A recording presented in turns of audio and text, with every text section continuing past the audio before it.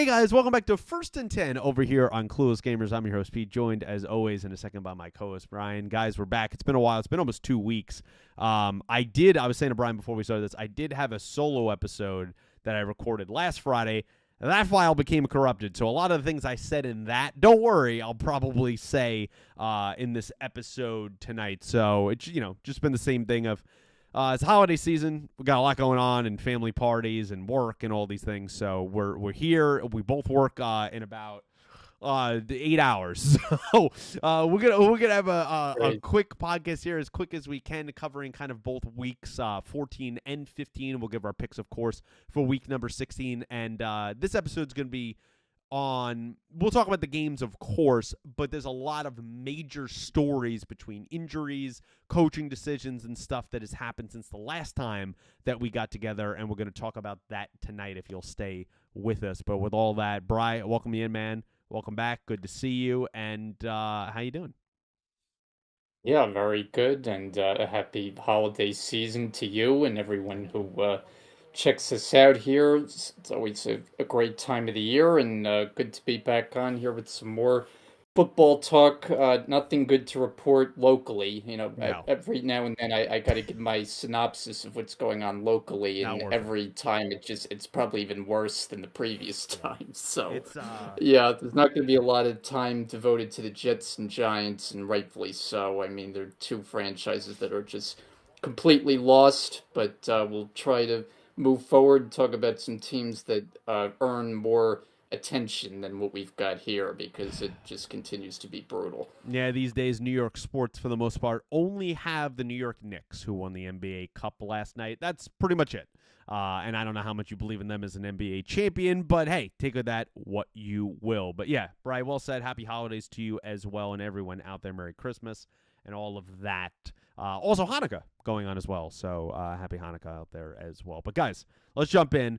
We're going to do something in the way to combine weeks number 14, 15. We're going to talk about two teams basically covered the span of both of their games between week 14, week 15. I know that's a little bit unorthodox to what we did, but we thought that would be, given our time constraints and also us covering 2 weeks, was kind of the best course of action. So hopefully we don't lose you and you'll stay with us. And we'll talk about some of the other games and teams in and out as we're doing picks and major stories and all of that stuff. But Brian, I want to jump back to week number 14 and, of course, covering week number 15.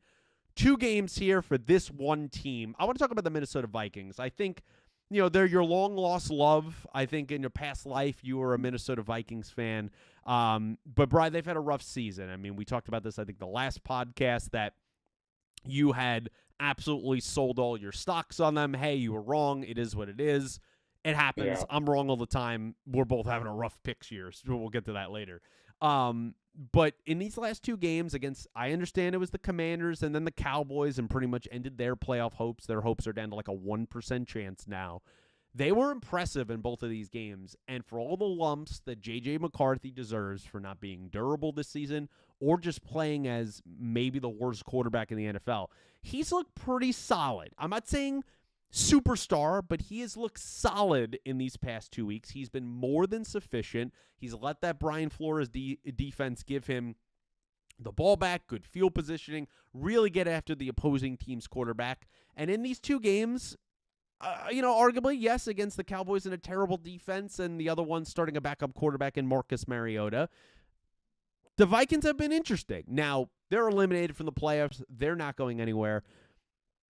The larger question for me, Bri, that I want to throw over to you is not, hey, let's focus on specifically these 2 games, but quite possibly the final time we'll be talking about the Minnesota Vikings this season outside of making football picks. What do you think they do going into the offseason here? There's a little life here with J.J. McCarthy. Did he buy himself enough rope to keep him as a starter next season, or are you bringing in a veteran quarterback as kind of a QB competition in the offseason? Yeah, I think it would be the latter. I think I'm going out and bringing somebody in. I think, sometimes quarterback competition can be a good thing, especially when you don't have a clear-cut guy. And while McCarthy has played better, I mean, the last time we were on talking about the Vikings, I think we were both in agreement that he Yeah. wasn't playing up to the level of even an NFL quarterback. No. Now, the last 2 weeks, that's changed. He's improved. The team has won a couple of games, so, signs are pointing in the right direction. But you can't come off this season and be sold that he's the guy No. going forward. I think you bring in someone else, whatever degree of level it may be, just to push McCarthy, if nothing else. And, you don't hand him the keys to the job next year, but you allow someone to, see if they play well enough to potentially take his job, or, if the competition proves really good for him and he elevates his game and you go into next year with him, then that may work out. But I don't think you by any means just say he's the guy next year from week one on. I think you definitely need some competition there. Yeah, I agree with that. I have a suggestion that might be a possibility. We'll talk about that in a few minutes. But I think you have to bring someone in. Look, this league, there's a ton. I don't know the exact percentage, but a ton of players that are practice squad players that are 3-star athletes, 1-star athletes coming in from college. They make a huge run, late round draft picks. Not every first round pick and not every first round quarterback hits. It just isn't. And now I'm not completely pulling the plug on him. I don't think Kevin O'Connell is as well with the Vikings organization. You look at him in McCarthy, and there's some things there, right? He has pretty good mobility. He has a pretty good arm. There's a little bit of a moxie to him. There's something there, right? There's something that feels moldable. But the main couple things, Bry, he has against him are he's extremely young and he has an extreme amount of lack of reps, right? So it's lack of reps, lack of experience. And then the other one, and this one I think is the most important, he's not been durable at all, Bry. I mean, he's not even through his second season. He obviously missed all of his first season that he was out with the knee injury in preseason, and that was a way longer timetable than most people had with kind of his meniscus tear. So that was interesting. And then this year, he's had a couple different instances of missing games where he was out. He started the season, was out with the ankle for a month. He comes back for a few games, then he's out again, and Max Brosberg graces us, and then he's back in again, McCarthy. So I think those things of maybe putting on weight in the offseason, getting into the playbook, maybe developing chemistry off the field with his teammates, particularly on, routes with guys like Jefferson and Addison. Those are the things that are going to be needed, but I agree with you. I think a veteran QB is necessary to push him, maybe even take the job. They're in a rough spot, Minnesota, and they made this bed. They have to lay in it now. But you have to be encouraged if you're a Vikings fan listening to this that, okay, they're not against fantastic teams these last 2 weeks, but there's a little bit of something. Him grittying into the end zone while some of the Vikings staff had a little bit of a problem with it. That's just JJ. That's his personality. He did that even at Michigan. And you know what? I can't fully say that I hate it. It shows a little bit of energy in life, and sometimes guys gravitate towards that. Yeah, and he had the play where he faked out everyone down near the goal line and Yep. ran into the end zone. That's Had yeah, that's why Chris he did the Collins gritty. Yeah. right, and had Chris Collinsworth laughing up a storm, which is always interesting. But yeah, I mean, some good signs there. I think they, correct me if I'm wrong, they shut out Washington They that did 31 previous game. nothing. 31 nothing. Yeah, and that game was actually started by Jaden Daniels, remember, and then he got hurt. Now So shut going down for the in, season. yeah, I think you would have favored Washington going into that game, especially with Daniels in there. But they just completely clobbered them. And then, the Cowboys had a lot to play for going into that game, and Absolutely. a loss by Dallas pretty much finished them at this point with the Eagles win. So, yeah, I mean, they've done a nice job over the last couple games, but unfortunately, kind of the story for the Vikings is the quarterback play was too short for too long. And I am curious that even in these last two games, while they have won and McCarthy has played better, still the inability to get the ball to Justin Jefferson is Yeah, it's becoming odd. very strange. Yeah. Yeah, and it's like he's connecting when he's going to Addison. He hit him on that one deep ball in the Cowboy game. Hawkinson's getting involved. Jalen Naylor scored a couple touchdowns, but when he's going to Jefferson, he's missing high and wide, and they're just not connecting. And we know how good the guy is. You would think you'd be able to get him the ball, and obviously, if they're going to have success going forward, he has to become the focal Yeah. point again.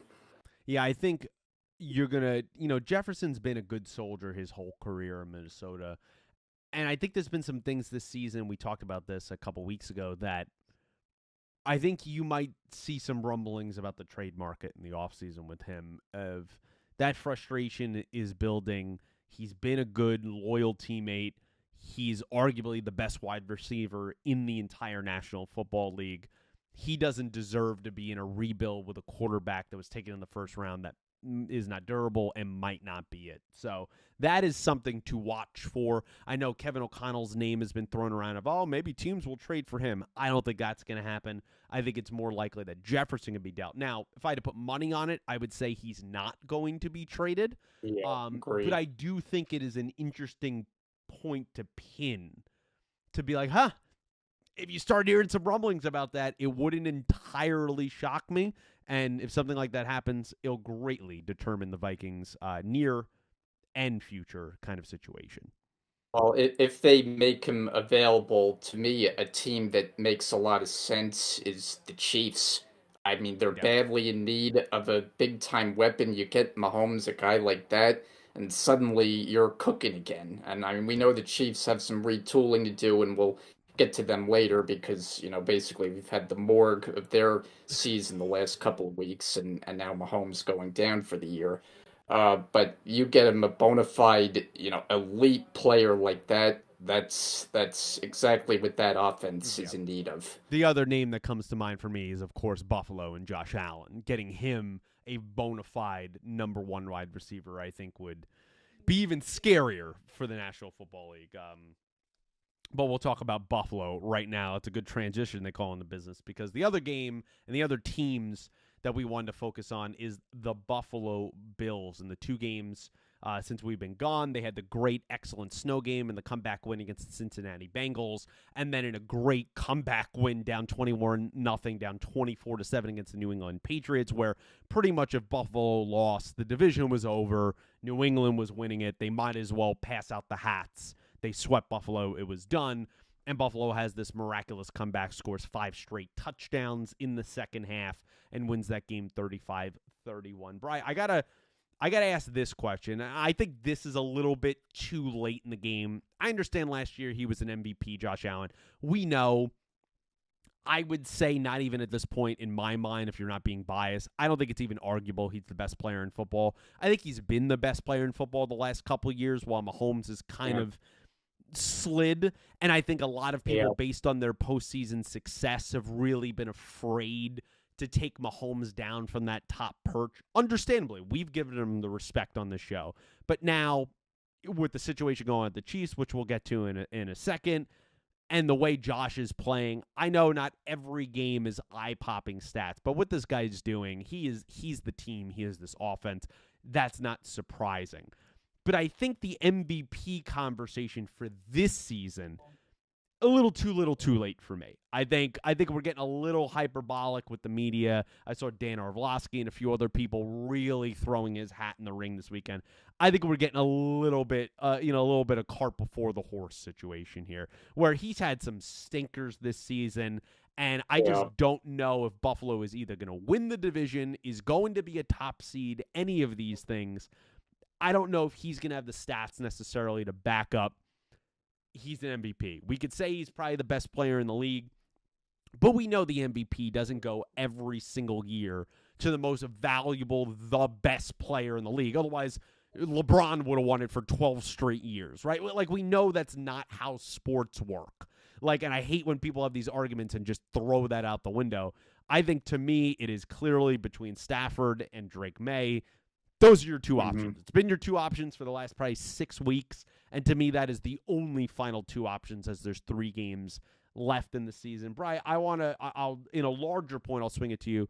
What has been your level of, I guess, impressed with Buffalo in 2 huge come from behind wins in these last couple weeks, and now giving themselves a real chance to win the AFC East once again? Yeah, well, I mean, I think, they're clearly one of the teams that you have to talk about as a good chance to come out of the AFC. I mean, we know how well Denver has played, winners of whatever it is, 11 or 12 in a row at this point. But I mean, Buffalo is right there, and in the AFC, where you have the Chiefs down, you have the Ravens that have their issues. I don't trust the Chargers as far as I can throw them right now, so I'm putting the Bills, right there with Yeah. Denver as kind of the one A in the AFC, and obviously the quarterback is the biggest reason why. I mean, I'm with you. I think he's the best player in the league right now. I think, athletically, you can't play the position much better than No. he He's does. a I mean, unicorn.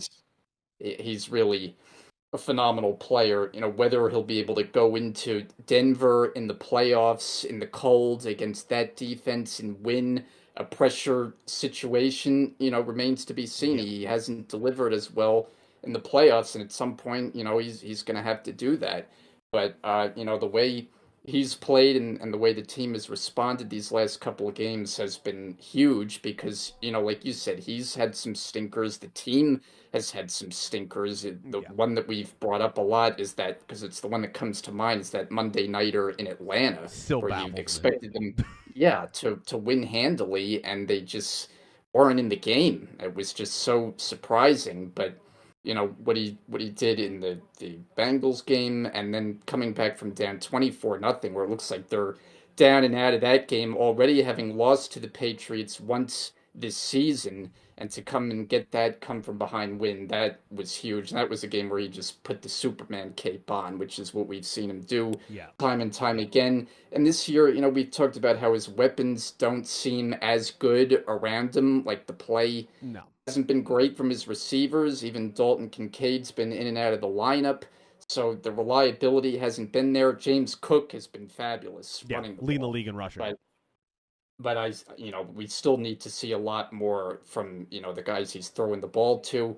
But the last couple of games, you can't do it much better in the way that he's been able to rally the troops, and he's come from behind wins, and he's shown that he can do that, quite often. Yeah, he's got a pretty good offensive line. He's got the top running back in the league right now. I don't know if he's the best pound for pound running back for me, James Cook, but statistically he's the best, and he's a damn good top 5 running back.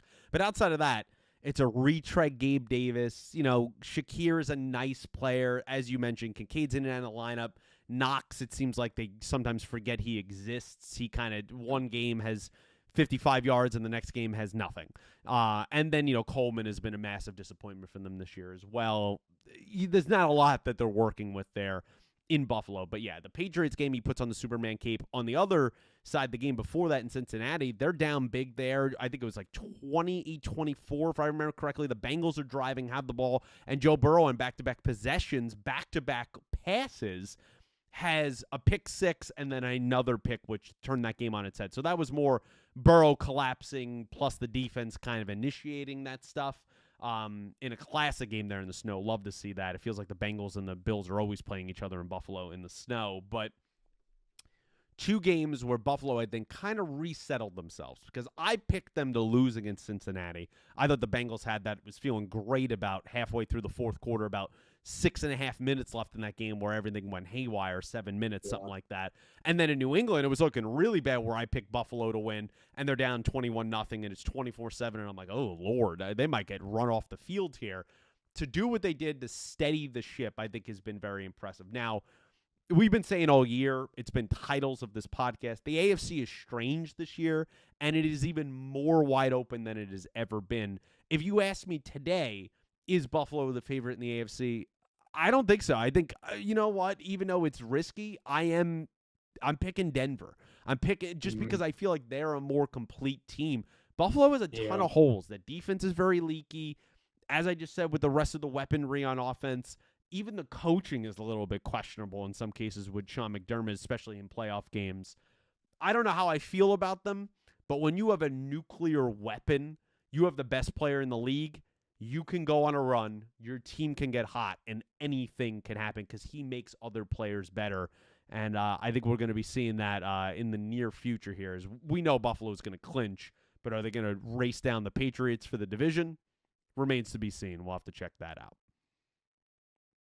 Yeah, and I mean, I think the running game has elevated that offense. I Yeah. mean, James Cook, the last couple of years, has lifted himself into the conversation among the elite running backs. He's making us forget about his brother Dalvin Cook pretty He quickly, really who is. kind of flamed out after a great run in Minnesota. But Cook James, that is a pretty complete back himself, and has been a huge piece for their offense. It's always like remembering Stephon Diggs. Obviously, he's on the Patriots, the lead in the division, and all the stuff going on with Trayvon Diggs in Dallas, and it's been weird, and something's going on there where he claims that he's been cleared from injury, but they're having him as a healthy scratch. Just some weird stuff going on there. So a lot of brotherly love going on in the NFL, and yeah, players peak at different times, and we're seeing that now. Brian, we're going to transition here, and we'll talk about more the games, ladies and gentlemen, as we go on. But we're going to talk about more of the stories, and then we'll kind of expand that out here for the games. And then, of course, we'll get to our picks for week number 16. Brian, we got to start with the top two stories. Major injuries in the NFL. As a Rams fan, Devontae going down with the hamstring injury. He'll probably miss the rest of the regular season. Hopefully get him back for the playoffs. That was very unfortunate. But in more kind of pressing and major news, Patrick Mahomes and Micah Parsons, both ACL tears. Of course, Mahomes also added an LCL tear as well to his knee. Both happening within about 2 hours of each other when we were watching these games. And, Mahomes, he's kind of had a lingering left knee issue for at least the last 5 games or so. He's been on the injury report. He gets rolled up on at the end of the game where, let's be real, I don't think the Chiefs were winning or coming back in that game. They just didn't have it. But you don't want to see a guy not be able to finish the season, the face of the league, in my mind, the former best player, definitely a top 3 player still in the entire National Football League. You don't want to see that happen to him. And to know now that there's a possibility, Bry, he, of course, had the surgery very quickly, like a day and a half later, which is not something that typically happens with these injuries. Usually you wait. I've been reading a lot about it. Usually you wait about a couple weeks for the swelling to go down. Apparently the doctor that he went to in Dallas after he got a couple of opinions is like the premier cutting-edge guy for this particular knee surgery, and he has techniques around the swelling and are able to get the surgery done and get you back into rehab quicker. So he's definitely, by attacking it like that, he's going to try to start for next season, Bry, at the beginning of the season. But if you listen to some doctors, and people obviously know more than me, this is at minimum a 9-month injury and could be longer. 9 months would bring you to about the midway point of September, which means he probably miss a week or two. If it's anything more than that, he could end up missing a month or more, which then puts the Chiefs in jeopardy for next season. But I just want to, starting with Mahomes before we get to Parsons, I just want to get your reaction on the Chiefs missing the playoffs for the first time in 10 years since 2014, and then ultimately Patrick Mahomes going down with a torn ACL, LCL. Yeah, I mean, missing the playoffs, it's still a big Yeah. surprise because you go back to our preview show, both of us were pretty gung-ho on the Chiefs winning the division and didn't really give the other teams much of a No. chance, even if we thought the Broncos were improved and the Chargers were improved and the Raiders, my goodness. I Yeah, mean, we that's both another had them in story. the basement. Yeah. But we believed that the Chiefs, even coming off their very disappointing performance in the Super Bowl, Yeah. that they would still continue their streak and roll pretty much to another division title. And it just didn't play out that way. I mean, No. to me, the signs were there from week one. And I know week one can be fluky, but just watching Yeah. that first game of the Game in season Brazil. against the Chargers, where they played Brazil, right? Yeah. And the team just felt off. And just when I was watching that game, I was like, it just doesn't feel the Remember same with Chris the Chiefs. Jones? They were yelling at the end of the game because they let up that big third down. Like, it did feel Yeah. off. And they rebounded and had some games where it was like, oh, okay, their offense came alive Yeah. a little bit here. They got Rasheed Rice back. Well, maybe the Chiefs aren't dead yet. But then you hit these last couple of games, and when Yeah. they need a win, and you kind of bank on good performance just because that's what you come to expect from them.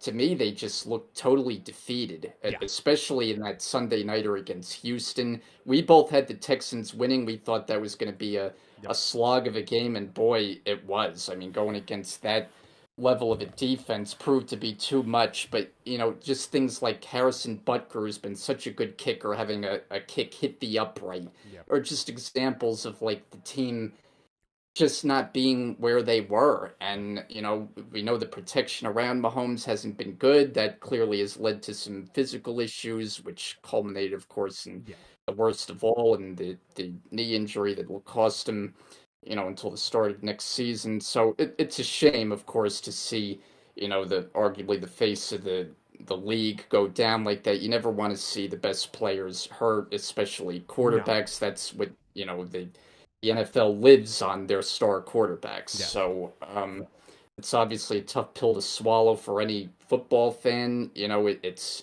a change not having them in the playoffs because we've grown so customary to see them not only in the playoffs but in the Super Bowl so many times. So it's going to feel very different getting to the playoffs Yeah. and not having Mahomes and the Chiefs out there. But going forward, I think they've learned that there's going to have to be some adjustments made because last year when they got to the Super Bowl, we knew the team wasn't as good as they'd been. They won a lot of close games, pulled a lot of games out of the fire. This year kind of showed that they clearly weren't on the same level anymore, and so you reach a point where you have to do some retooling, and that's what they're going to have to do. Yeah, I want to dig into that a little bit more because look, on this show, we've been very high on the Chiefs, but we've also been honest where as the seasons have gone on, especially these last couple years, last season and the season before that, we talked about like, man, it just feels like this Chiefs team is just not what they were years ago. And they're just not clicking the same, but you know what? They go on this postseason run, they be in the Super Bowl, hell, they win a Super Bowl, and it's like, well, hey, we'll shut the hell up. Like, look, they're winning. But there Right. felt like there was a missing ingredient, and we talked this last year. We definitely talked this at the beginning of this year. They were something like 17 straight games they had won in one score games. Well, this year I think they've won one score game. They just not making the winning plays at the end. And you bring up Harrison Butker. Remember last year they win the division on a doink off the goalpost. This season a Hmm. doinks, not a field goal, right? Like it Yeah. has been that razor thin this season from the Houston game where Travis Kelce has the ball right in his hands and he juggles it, boom, game-ending pick, right? Like it's just been that kind of season. Or Chris Jones dogging it or whatever he was doing in the Jacksonville game, lets up the touchdown when Trevor Lawrence falls, gets back up and runs in, right? Like all those little things that were going the Chiefs' way all last season have come crashing down on them this season. And I want to expand this to a larger point, Bri, is that before we get to Micah, do you think that this is a hey, Mahomes, he comes back the beginning of next year, this team's right back into playoff Super Bowl contention? Do you think this is a quick little fix, hey, this is a down year? Or do you think this is more of a larger retool where this might take a couple years to kind of get back to the team they are? I am more of the latter. I believe that there is more with their cap situation, which is a huge, massive thing. I won't bore you all you guys with that. You can look it up. They do not have a lot of cap mobility to acquire players. And it's a very aging roster with not a ton of talent and a lot of kind of inexperienced, immature players, particularly on the offensive side of the ball. I think this is going to take a couple years. I wouldn't be surprised, Bri, if next year they're around 500, especially if Mahomes misses the start of the season.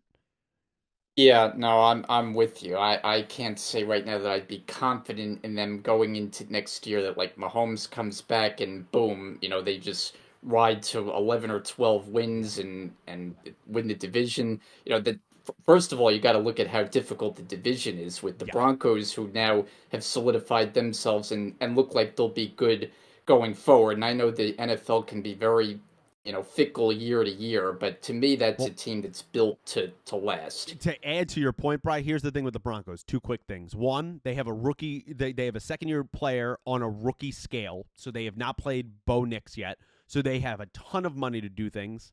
And they've been doing all this success, Bri, with Russell Wilson's cap hit still hitting them. Well, this season, Mhm. going into this offseason, gone. That is no longer against their cap. So it frees up about, I think, something crazy like $85 million That's a big deal. So to add to your point, yeah, they could be even better next year. Yeah, and you think about how good their defense is to add some weapons around Bo Nix, which is something that they probably need to do. Suddenly they become very scary under Sean Payton. Oh But with the Chiefs, you have to wonder first of all about the coaching future of Andy Reid. Like, yeah. how much longer does he have to go? He's now, in his late 60s. Mm-hmm. He's been at it a long time. He's been there a long time now. Does the franchise think they may need to make a change in the next couple of years? That's something that you got to look at too.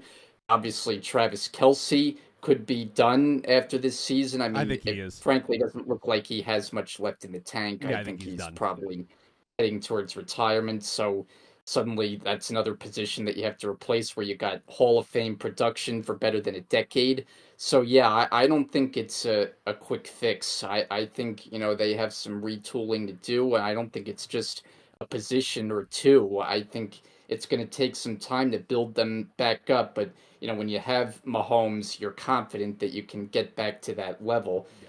even if it does take some more time than the fans would like. Yeah, you have a Bolton, you have a McDuffie, but like outside of that, I think Chris Jones, yes, could he bounce back next year, but he showed spurts of great plays. I think he played a great game in the Houston game. But for the most part this season, he's just not been the same. I think age is catching up with him a bit. Kelsey's had a solid season, but you see from some of his uncharacteristic drops, the way he talks about it on his podcast, he had a comment after the Mahomes injuries saying like, yeah, hope they could work with the Chiefs could work to, get him back. He didn't say we. He said the Chiefs, which I kind of felt was more of a hint of he's kind of divorcing himself from the team that I think he is done after the season. We know Worthy hasn't kind of developed in the way that they thought he would, and he's also like a 175-pound, tiny wide receiver. Rashid Rice, of course, getting suspended at the beginning of the year. We know his immaturity. We'll have to see going into an offseason how that goes. Jawan Taylor is a heavy cap hit at right tackle. He's not been a great player. Josh Simmons, their rookie left tackle they took at the end of the first round this past year, looked really promising when he was in there, but he also, I think, broke his wrist. He also was gone for about a month with personal issues.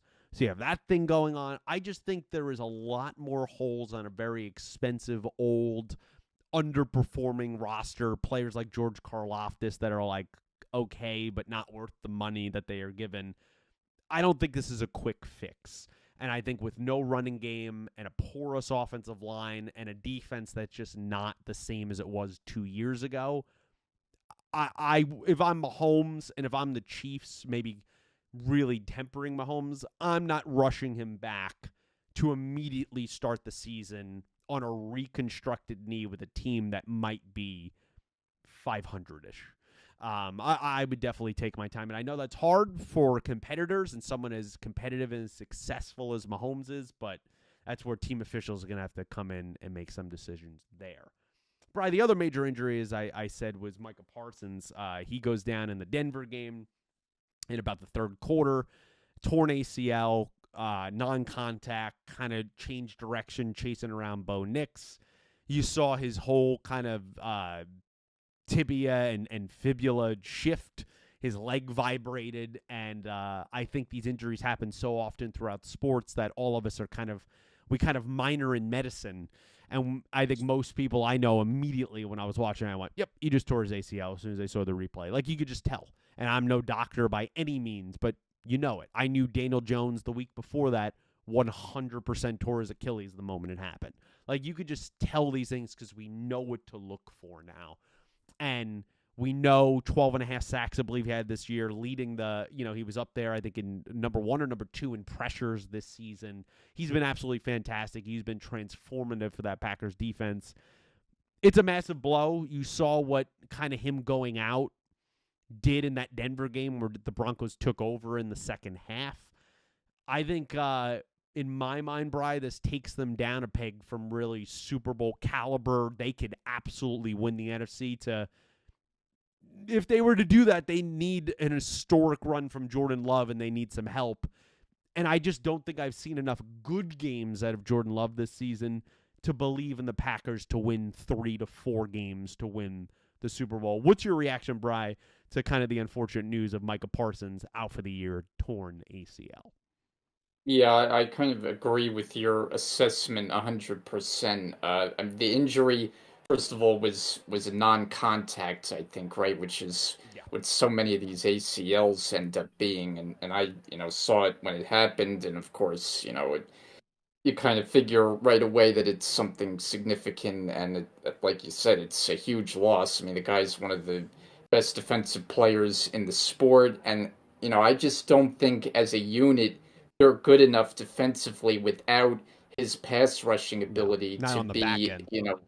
right, a top level team. I mean, even with Parsons in there, that defense has had some games where it's given up points, and Yeah. Parsons has kind of bailed them out late by, being the I closer think and of that getting after Detroit the game. quarterback. Remember when he closed it? Exactly.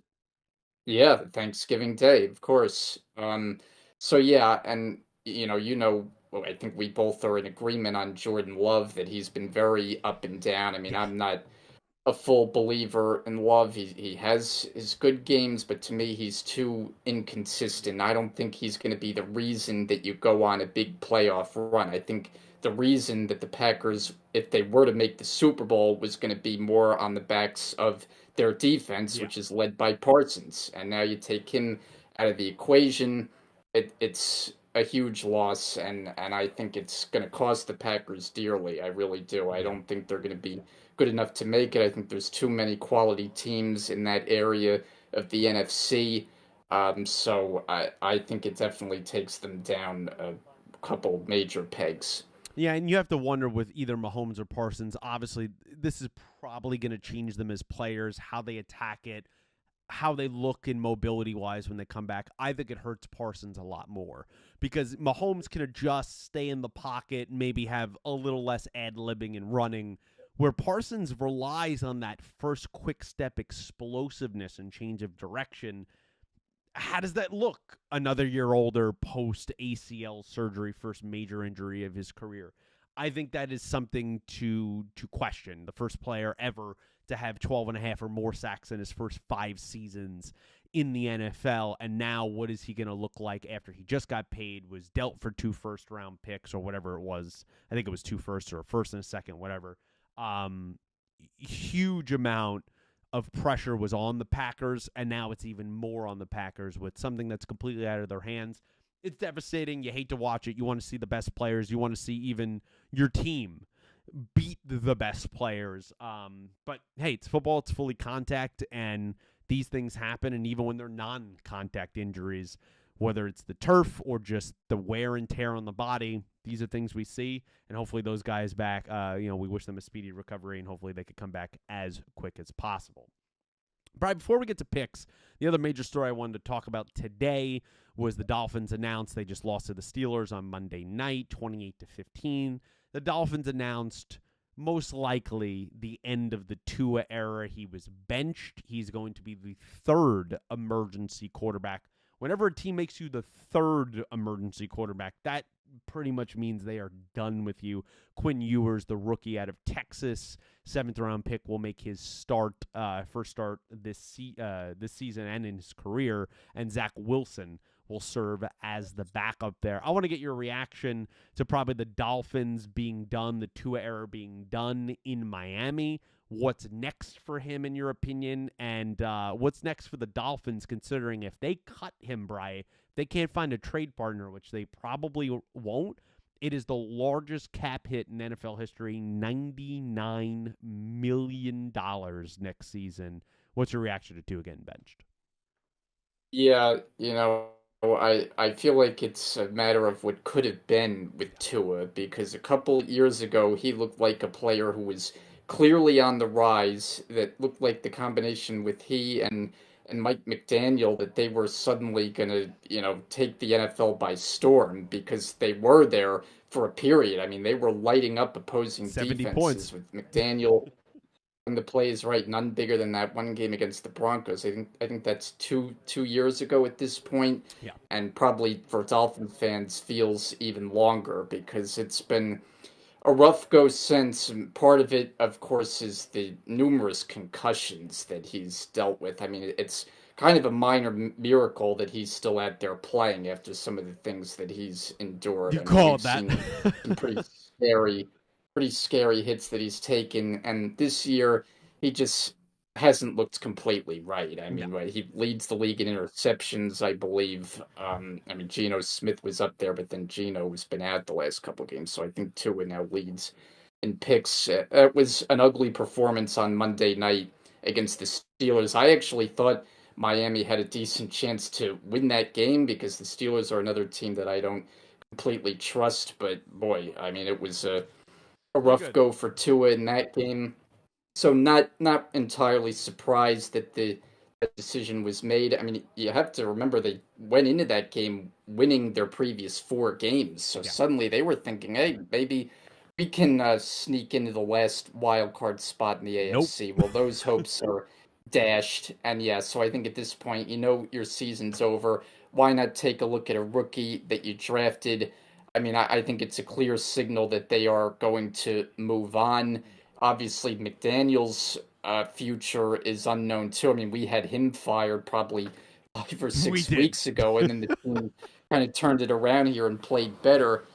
I don't really know what to make of the Dolphins. McDaniel is a very, for lack of a better word, strange Yeah, he's individual. You fascinating. know, yeah, definitely fascinating to hear him speak in his Yeah. media availabilities sessions, but I just don't know that he's the kind of guy who can lead an NFL franchise. I Yeah. mean, I think he's a very good offensive mind, but is he really the guy that you want leading and running your franchise? I just don't think so. So I think there's going to be some big changes in Miami. I think, that a rebuild has to come. I think, we saw the best of what they could be with Tua.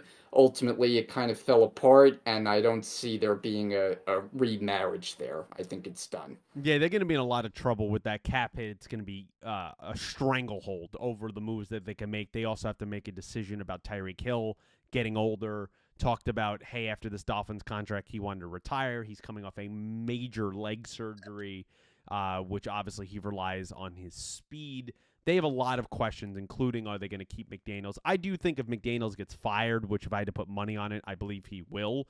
I think he'd be a very attractive offensive coordinator Oh, candidate. for The sure. mind that he has, particularly in the run game, coming from that Kyle Shanahan tree, I think he would be excellent on a couple teams that could really use a jolt of energy for their offense. So that'll be interesting to watch. But yeah, Tua, as you said, he does lead the league in picks. I looked it up here. He'll finish his season with about almost a 68 completion percentage, but just over 2,600 yards, 20 touchdowns, and 15 picks, add 30 sacks in there. So not a great year. Before we go to picks, I just have to say the one thing I hinted at earlier is I could see him being brought into Minnesota as the veteran quarterback to kind of push J.J. McCarthy. I saw some people talk today that could this mean the end of his career and he retires. Honestly, I don't think that's that crazy. Given a guy that's had a ton of concussions, that is he going to want to be a backup after he started his whole NFL career? He was a top pick. Those are going to be after some questions that he weighs in his mind. And how that is going to go, given that, he doesn't have a ton of upside. He doesn't have the biggest arm. He's not mobile. He has a history of injuries, particularly concussions. Do teams want to bring him in as a backup in the first place? There's a lot of questions for his future. I'm very fascinated to see how it works out. And, yeah, just an unfortunate situation because, yeah, when the Dolphins were good, they were good, man. And they were fun to watch that, kind of track and field team that they had out Mhm. there of all speed, Waddle, Hill, Achane. And now that has come to an end, and we're going to see another AFC East doormat have to make a change there as normal. Yeah, I like your call there on the Vikings. I mean, I think if there is a team that he could have success with, granted, if he continues playing, I think Minnesota is an optimal spot with the play calling of Kevin O'Connell and the position players that they have. I think he would have a chance to really have success there. Whether that's something they have interest in, we'll have to see. But I could see that being a really nice fit. Yeah, matching with Kevin O'Connell, playing a lot of games indoors. I think that could really help him. I know it's not 75 degrees and sunny like Miami, but I think there is some benefits. Maybe getting a change of scenery in a different conference. Bri, we got to go to bed, so let's get to picks. Let's do some rapid fire here. Of course, it starts with one of the games of the year, the Rams, my Rams going to the Seattle Seahawks. Bri, I'm going to make this quick and dirty. I'm not going to just be my typical normal negative self with it. I am picking the Seahawks. I think there's a lot of kind of outside things here going against the Rams. One, it's hard to sweep a team. They've already beaten the Seahawks. Now, yes, I will contend Chris Shula, the defensive coordinator for the Rams, kind of seems like he has Sam Darnold's number. He's beat him 3 times in a row now. Would not be shocked if the Rams win this game, but no Devontae. A lot of the controversy stuff swirling around Puka Nacua from today, which I don't really think is that overblown, maybe a tad, but stupid actions by a 24-year-old who's had a rough last calendar year and needs to have McVay and some other maybe veterans talk to him without diving too many in the details right now because we have to go here. But yeah, not really happy with his actions and the comments that he made on the live stream the other day and some of the other things he's done this season. So you have that going on. A fine definitely coming to him for his comments that he said about the refs. Now, a couple hours ago, their flight was delayed by a few hours due to a mechanical failure of their aircraft. They were stuck on the tarmac. I think they just took off about 30 minutes ago. So they're getting late into Seattle. The coaches are having to come on a separate plane, so all the travel schedule is a mess. Sean McVay just had his second child, so congratulations to him and his wife on Tuesday, yesterday. So how much in a short week has he had a chance to prepare the team? I think there is a lot of reasons to believe that the Rams are just going to get caught napping in this one, and I couldn't entirely blame them. So with all that, I'm taking the Seahawks. Oh, yeah, interesting thoughts there. First, I gotta ask, because I saw just in the last day or so, they hadn't ruled out Devontae Adams for this game. You're telling me he might miss the rest of the season. So where do we stand with He's Adams? gonna. This is I'm no reporter, but I think I have a pretty good beat on this. That I think a lot of NFL reporting these days is controlled by NFL agents, and it's about oh, don't say that my player's not going to play, or don't announce this, or things like that. I think that is kind of a little bit of hoopla. It's a smokescreen from the Rams, so opponents, of course, don't automatically circle Devontae out week to week, but come on. He was dealing with a hamstring injury. He was questionable coming into the game against the Lions. We saw how bad he went down there in that go route there in the fourth quarter. Hamstring injuries are extremely tricky and difficult to treat. We're hoping that in a month he could come back for the playoffs. I don't see any reason to risk him. Of course, he was not going to play this week on the short week. There's no reason to risk him against the Falcons and the Cardinals, respectively. You could win those games without him. I 100% see him being down for a month. That's a very tricky, dangerous injury. Yeah, you're right about hamstrings. I was just surprised that in the last day I saw they hadn't even ruled him out for It's this a little Thursday gamesmanship game. by McVay, and I think it's a little bit of not great NFL injury reporting, which we've seen much of the last year from some of Yeah. the top guys. I mean, it's a huge loss not having him out there for Absolutely. that offense. He has been tremendous, Yeah. especially as a red zone target for Stafford. He's got double-digit touchdowns. They I'm were double taking teaming the him this Rams. week, the Lions. They had 2 Yeah, guys on him. yep. And now it'll be Puka drawing all the double teams against what is a good defense. But I'm leaning toward the Rams Yeah. just mainly from the standpoint that I feel the quarterback play is so drastically different It's between fair. these two It's teams. fair. And Darnold's play has kind of slipped here lately. I mean, It they had to has pull that game quietly. out. It quietly has Yeah. fallen off here the last couple of weeks, while Stafford is playing at an MVP level. And even without Adams, I think they still have enough there. We know how good Puka is, even with all the things going on off the field. I like that they've gotten the tight ends involved. They got like 3 different tight ends who can Yeah. catch the ball. Blake Corum has become a He's nice been good. weapon here as a second running back. Yeah. So they've got a lot on the offensive side. I think they're the better team top to bottom. I know the game's in Seattle, but Seattle hasn't been as great in their home building as we've talked about. Yep. So I think the Rams find a way to pull out a close one. I think it's going to be a really good game coming up. Yeah, I'm obviously rooting for the Rams. I'm hoping I'm dead wrong. I just don't like a lot of the things going around here. Personally, I think this game is going to be won not really by Stafford if they are going to win this. I think it's about ground and pounding both running backs, pushing Seattle around, and then that pass rush, which is kind of a little bit overrated for the Rams this season. No Charles Cross, the left tackle for the Seattle Seahawks. You got to get home. I think that's where the game is won and lost, in the trenches. But I just think a lot going on this week, and I wouldn't even blame the Rams if they lost. It's been a chaotic short week for them, so I am taking Seattle. Brian, this is the weird time of the season here with the holidays where we start getting games all over the place. It started in Thanksgiving, and now it really kicks up here in Christmas. That is 2 Saturday night games are kicking off this week. The first one at 5 o'clock is the Eagles at the Commanders.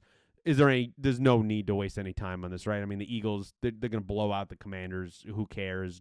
Jane Daniels declared out for the year. Come on, it's the Eagles.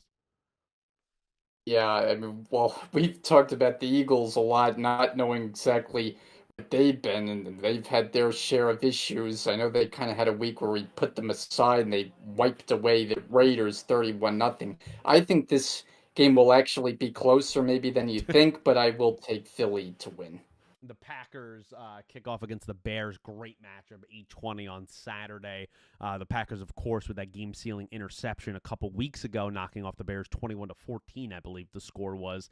Now Caleb coming off of one of the better games of his career. I mean, what a throw to DJ Moore. Maybe ill-advised last week, but God, you don't see a lot of guys in the league make that throw in the back of the end zone. I don't know if you had a chance to see that, but an incredible throw against the Browns. I beat it as the Browns.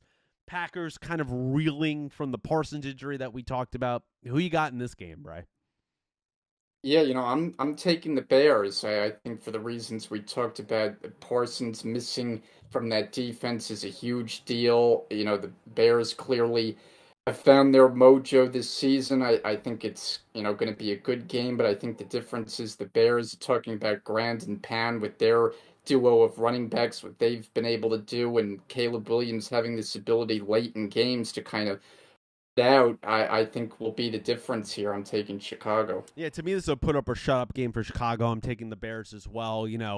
When Ben Johnson was hired, he talked about, like beat Matt LaFleur twice a year. Well, you already lost once, and there's no love lost between these two teams. This rivalry, probably the oldest in football. It is huge. If the Bears want to be taken seriously, both teams have a lot to play for. They got to win this game. The Parsons injury, maybe Christian Watson also might be missing this game. A lot going on the Green Bay side. Chicago's got to take advantage. I'm taking the Bears. The Sunday games kick off right at 1 o'clock. The Bucs and the Panthers in a game that doesn't completely decide the division, but definitely is a massive one for the division in the awful NFC South. You had the Bucs leading this division. They've collapsed here down the stretch, lose to the Saints. Then the Panthers temporarily take advantage in the following week. They lose to the Saints. So just a situation where you're like, God, can we just not have a division winner from the NFC South get in, and we maybe put 3 NFC North and 3 NFC West teams in, because why are we even letting a team in? That being said, I have to think the Bucs will respond here and bounce back. I'm sheepishly taking Tampa, even with all of the kind of grumblings from that locker room. Give me the Bucs. Yeah, I'm actually going the other way here. I'm at a point where I've lost confidence in the Bucks. I just feel like, for as much as we've talked about the good for Baker Mayfield, this year It's been a the rough last offense month. just is not humming the way it was. Yeah, they've had a lot of injuries both sides of the ball. Questions about Todd Bowles have kind of fired up here the last couple Yeah. weeks. And the Panthers, have been a strange team where, they could have games, especially on their home field, where they have an unexpectedly good performance, Yep. can run the ball some here with Rico Dowdle. I think they pull it out and show here that, hey, maybe we find a way to to take this division. Is I'm losing faith by the week in what the Bucks are doing, especially offensively. No, you have no reason not to believe that. And as I said, I just think if we could, can we just petition divisions like this every season? The NFC now, the NFC South, the AFC North.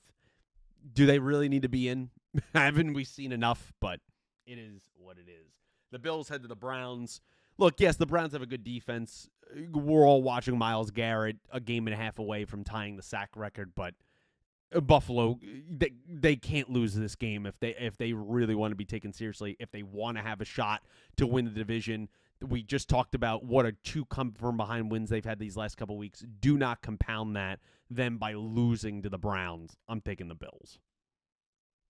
Yeah, I'm taking the Bills. I have a sneaky feeling that this isn't going to be like an easy walkover Bills That's what win. I'm I think afraid of. going into Cleveland in the cold, dealing with that pass rush, and the Bills have had games where in the first half, they've had trouble getting it going. I could see that being the case.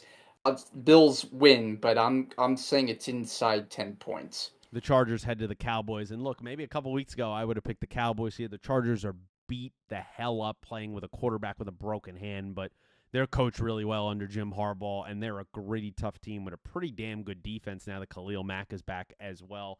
I'm taking the Chargers. I'm selling all my stock on the Cowboys. Brian Schottenheimer today came out, and he was like, yeah, Dak is starting the rest of the year. And I was like, why wouldn't he be starting? I don't know. Just I'm done on the Cowboys. I've had enough. Give me the Chargers. Well, a lot of weeks I feel like we don't really have too many disagreements, but maybe this one we're going to Maybe. get a few because I'm taking the All Cowboys. right. I feel like, I know they're the Cowboys and, they disappointed, especially last week where you think that's a game they're going to win at home against Yeah. Minnesota. But I still think, offensively they're very complete and the Chargers with all the injuries that they've dealt with, I could see this being a tough game for them. Having like the way Herbert's been playing lately and clearly the hand I think is hampering him. Yeah. So give me Dak Prescott and the Cowboys on this one. The Jets head to the Saints in a game where the tankathon's on. I mean, the Saints have won two in a row. They're kind of screwing up their draft position, and the Jets are the Jets. Yeah, I'm taking the Saints. I have no reason to believe in the Jets. I'm just taking the Saints riding high. Who cares who's watching this game? Let's be honest.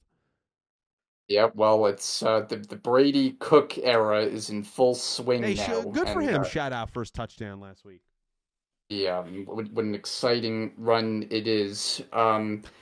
Yeah, I think I'm actually gonna pick the Jets Don't do because I this. feel like I never do, and I feel like this is a game you're not playing a good team. No. I'm not laying points with the Saints, and I feel like the Jets, the special teams has actually been good. I could see that being the difference here. They've had some returns for touchdowns. Nick Folk has been probably their best I player know, this which is season, quite crazy. frankly, as a 40-something-year-old kicker.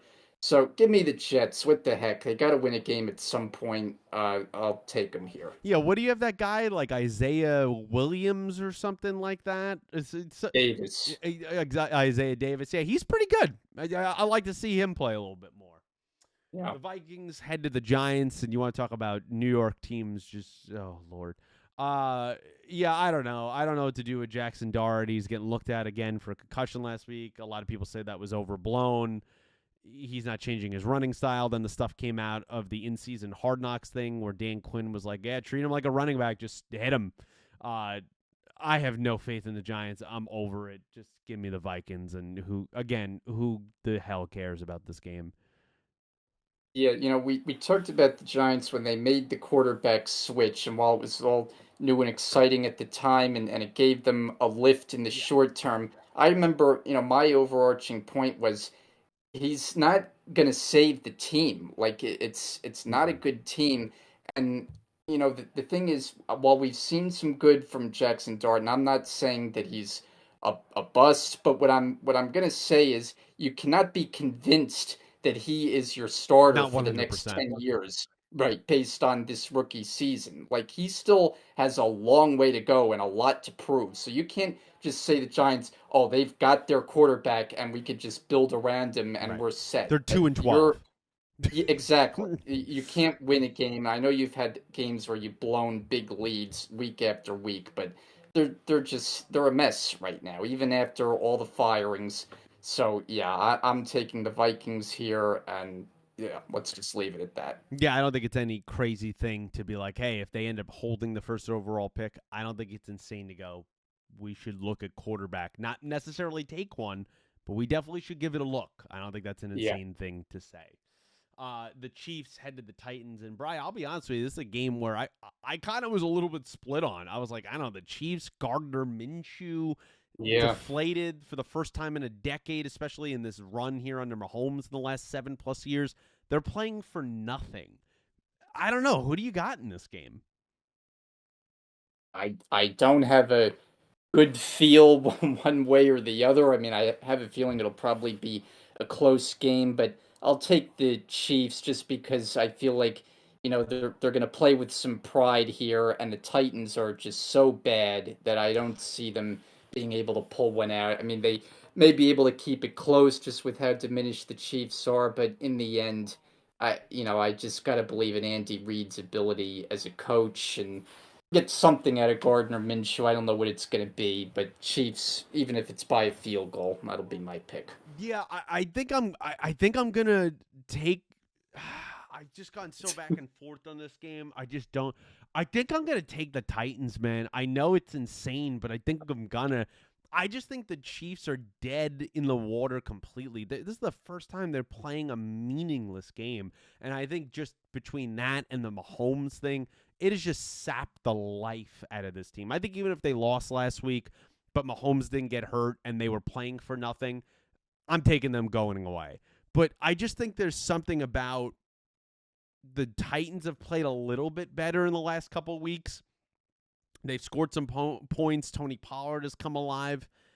I don't know. I wouldn't be shocked if this game is mucked up and it's like 16-13 and the Titans pull it Yeah. out. Like, I wouldn't be shocked. So I'm kind of in between.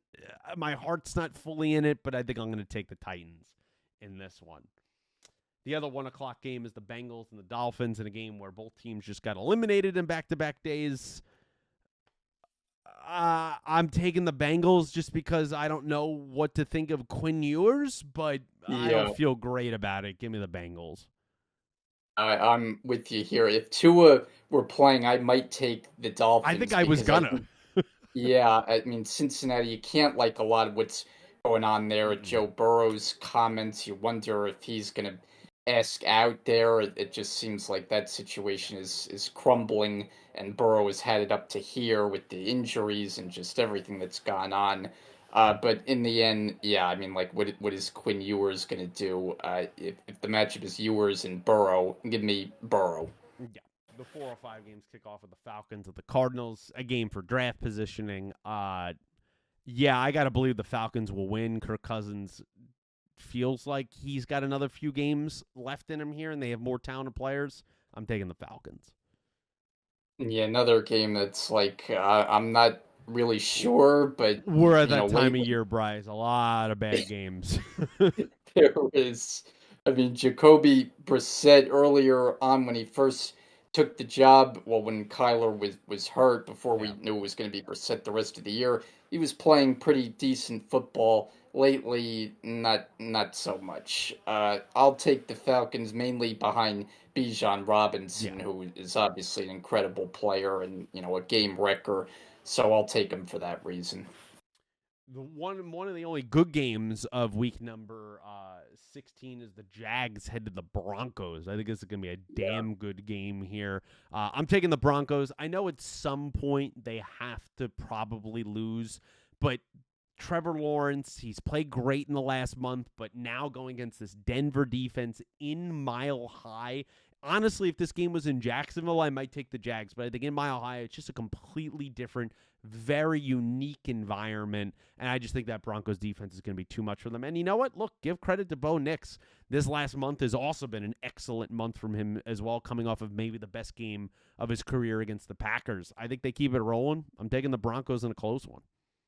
Yeah, Bo Nix has definitely silenced any critics that he has with the way he's played lately, and I'm with you here. Like, it's one thing for Trevor Lawrence to light up the Jets defense. I mean, my goodness, Six they touchdowns. have nobody out there. They hang almost a 50 piece on Oh, the Lord Jets last Almighty. week. What a beautiful game Where's that Aaron was. Glenn's dancing now, Bry? Where's that? Yeah, long gone. But yeah, now going into Denver against that defense, I think it's going to be a different story for Lawrence's play. I think Denver is clearly the better team, while Jacksonville has played well and they're on the rise. Ultimately, I think the Broncos will be too much here. Another good game. Steelers and the Lions, two teams fighting for their playoff lives. I'm taking the Lions. I just think they're absolutely desperate. That offense, I think, is going to shred the Pittsburgh defense in Detroit. Give me the Lions. I'm taking the Lions too. Early in that game last week, it looked like they were going to have their way against the Rams. It They did. were I picked get them. Amon Ross St. Brown. He was carving up the Him and Rams early Williams. in that game, Yeah. boy. Yeah, but I think the Lions get back on track here. They're at home. The Steelers, you know what? They might make the playoffs, but to me, the ceiling is very, very They're low. I phony. mean, nobody in No. America, yeah, believes this team would make any kind of run in the playoffs. They get there, it's a nice accomplishment, and Rodgers has Yep. had his moments this year, but I'm taking the Lions. I think they'll be too much here. The Final Four 25 game is the Raiders at the Texans. I mean, are we for real? Give me the Texans. Yep, I don't think this requires much more analysis than that. Gino, I think, is back in the lineup, but Yeah. you said a few weeks ago that the Raiders are one of the worst teams you've seen, and they really are. Yes. I mean, you Yes. talk about a They're terrible. putrid football team. I wouldn't have thought I wouldn't have thought a Pete Would Carroll have never coach thought it. team was capable of being this bad, but boy, are they horrendous. And the Texans, by the way, they got it going on now. Yep. That offense, which was sleepy early in the They are season, is kind of caught up to dangerous. they are dangerous. I think they're kind of the next team after the Bills and Broncos in the AFC that you got to watch out for. Stroud playing a lot better. We know how good the defense is. They found something in the running game. They're going to be a force, and in this game, forget it. I mean, I it's a mean, rollover. God, I literally wouldn't be surprised if this was similar to that Texans Ravens game earlier this year, and it's like 47-3. I really wouldn't be. The Sunday night game is the Patriots and the Ravens. I think it's going to be a pretty good matchup. I know I've been hard on the Patriots for the most part this year, but look, at some point I got to stop getting fooled by the Ravens. They're really not that good. The AFC North's going to come down to the wire because I have Pittsburgh losing. So if Baltimore loses, it's not a huge deal. I'm taking the Patriots. I don't think they're losing two in a row. Give me Mike Vrabel and his squad.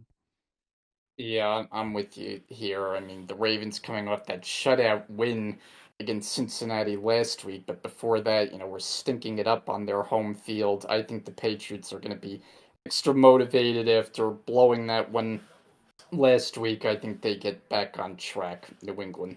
And just for the record, maybe Vegas knows something we don't. The Ravens are favored by 3 points in this game, which I think is ridiculous.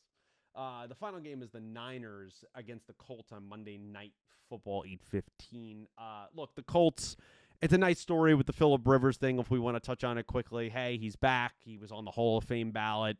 But Bry, as kind as we can say, if you watched that game last week, the man has no velocity on the ball. He has absolutely zero mobility. I know those things weren't his two strong suits when he was in his prime, but he looks like a grandfather, which he is. Like, I'm just hoping he gets out of the season and doesn't have a catastrophic injury. I'm taking the Niners going away. The Colts are done. They've been done since they're 8-2. It's over. I mean, I thought it was a joke when I heard that they were I working couldn't him believe out it. and considering. I mean, it's been 4 years since the guy was on an NFL field. I mean, everybody loves Rivers, but like he's not in football shape right No, now. I mean, no. he's That's clearly the not. nice way to say it. Yes. I give him tremendous credit for going out there and Yes. playing at the NFL level, and clearly, a lot of emotions running through after the game. I mean, like you said, it's a great story, but Come on. for the Colts, it really just came down to sheer desperation. Yeah. Daniel Jones being lost for the year and not having adequate replacement behind him. And then on the 49ers side, I mean, a lot of talk about how this has been Kyle Shanahan's finest coaching job, It might and I be. would have to agree. I mean, the fact that they are where they are with the amount of injuries, the quarterback shuffling, and it's really been incredible what they've been able to do. Yeah, I'm taking the 49ers here. Yeah, they literally, it's an outside shot, but they literally have a shot at the number one overall seed. It's just been a masterful job between him and Saleh this season. And, I hate to say that as a Rams fan, but damn, they've done a damn good job there in San Francisco. But, guys, that wraps up here. 1st and 10. We got to get out of here. We got to go to sleep here for covering weeks number 14 and 15. Of course, we did week number 16 picks. So let us know your thoughts down below. All the stories that we covered, from injuries to old quarterbacks jumping off the Hall of Fame ballot and then coming back to play, because what else can the 2025 season give us? Who the hell knows? Bri, any other final quick thoughts before we get out of here? Well, I don't really have anything more football related. I was going to bring up the Rivers thing, but we got there to it at the end. So I just want to extend my Merry Christmas to you and all of our viewers, and Happy Holidays. And we'll be back.